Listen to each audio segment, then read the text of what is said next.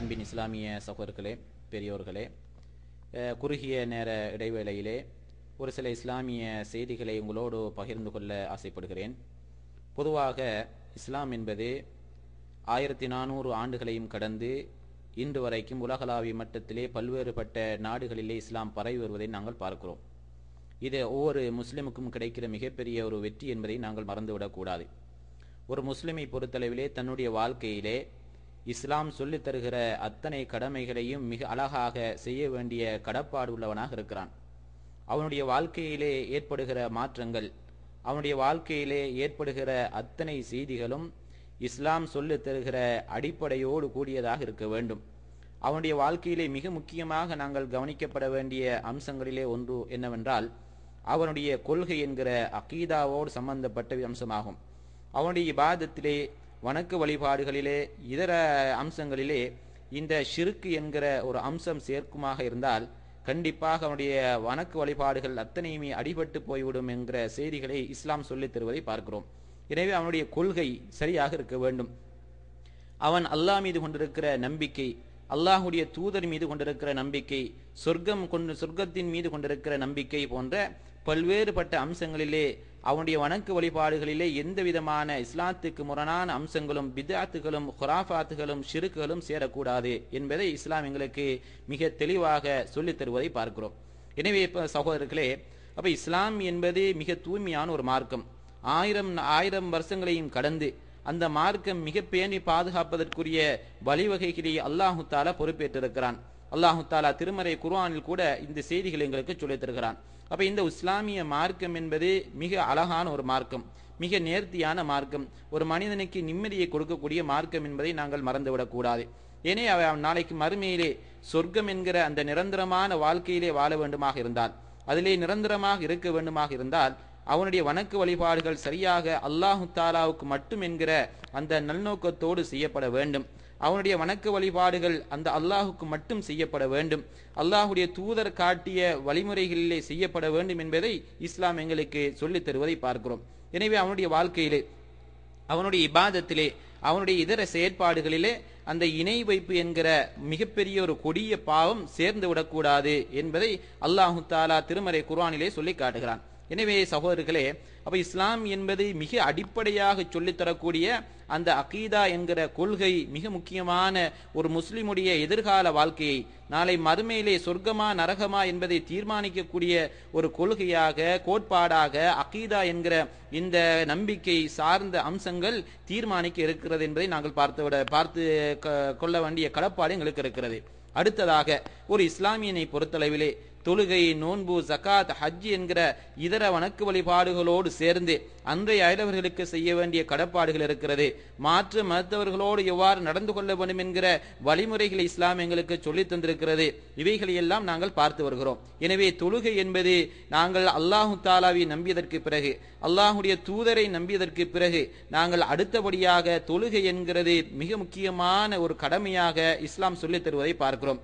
எந்த அளவுக்கு சொன்னால், அல்லாஹுடைய தூதர் ஸல்லல்லாஹு அலைஹி வஸல்லம் அவர்கள் சொன்னார்கள், அல்லாஹுல்லதி பைனனா வ பைனஹும் அஸ்ஸலா ஃபமன் தரக்கஹா ஃபகத் கஃபர.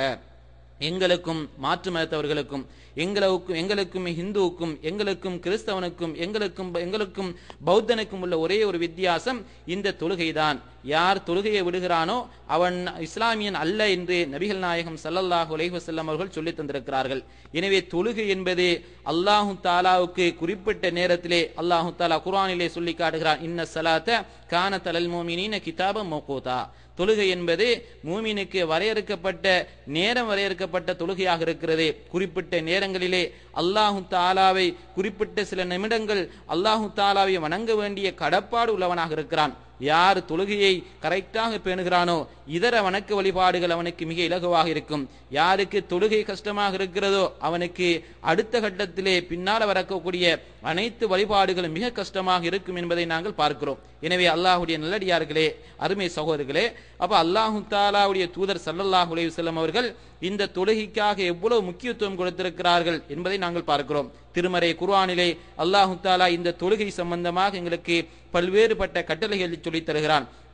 அல்லாஹுடைய தூதர் ஸல்லல்லாஹு அலைஹி வஸல்லம் அவர்கள் இந்த தொழுகை சம்பந்தமாக பல செய்திகள் எங்களுக்கு சொல்லி தந்திருக்கிறார்கள். அப்ப தொழுகை என்பது ஒரு மனிதன் ஈமானுக்கு, அல்லாஹுடைய விசுவாசத்திற்கு பிறகு, அல்லாஹுடைய தூதருடைய விசுவாசத்திற்கு பிறகு இஸ்லாம் என்கிற மிகப்பெரிய ஒரு பேசிக் அடிப்படையே இந்த தொழுகையிலே அமைந்திருப்பதை பார்க்கிறோம். எனவே தொழுகையை நாங்கள் குறிப்பிட்ட நேரத்திலே நாங்கள் தொழாமல் நாளைக்கு மறுமையிலே அல்லாஹு தாலாவிடத்திலே நாங்கள் தொழாதவர்களாக இருந்துவிட்டு நாளைக்கு மறுமையில் அல்லாஹு தாலாவிடத்திலே சொர்க்கத்தை எதிர்பார்ப்பு என்பது ஒரு வேடிக்கையான அம்சமாக இருப்பதை பார்க்கிறோம். எனவே இந்த உலகத்திலே கஷ்டங்களோடு கஷ்டம், நாங்கள் குடும்பத்துக்காக, எங்களுடைய மனைவிக்காக, மக்களுக்காக, தாய்க்காக, தந்தைக்காக, இன்ன பிற மக்களுக்காக வேண்டி நாங்கள் சம்பாதிக்கிறோம். ஆனால் எங்களுடைய கபருடைய வாழ்க்கைக்காக வேண்டி, பர்சகுடைய வாழ்க்கைக்காக வேண்டி நாங்கள் இந்த உலகத்திலே எதை சம்பாதித்திருக்கிறோம்? கரெக்டாக தொழுதிருக்கிறோமா?